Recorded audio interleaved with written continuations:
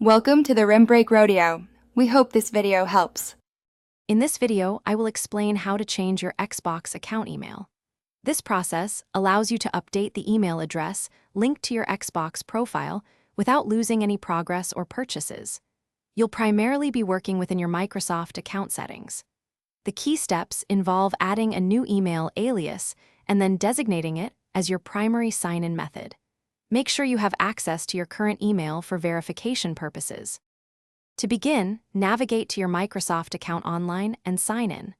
Once there, look for your info section, then select Manage how you sign into Microsoft. Here, you'll find the option to add a new email address as an alias. You can either create a brand new Outlook.com email or use an existing email address from another provider. This step is crucial for introducing your desired new email. After successfully adding your new email as an alias, the next step is to make it your primary sign-in. On the Manage How You Sign In page, you'll see your list of aliases. Simply click the Make Primary option next to your newly added email address.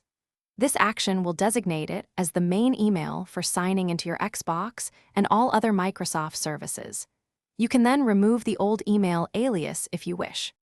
It's important to remember that changing your primary email alias will not affect your Xbox gamertag, achievements, or any games you've purchased.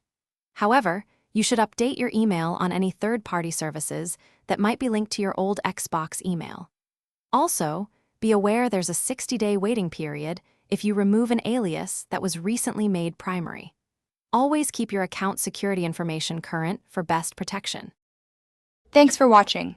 Consider subscribing if we helped you.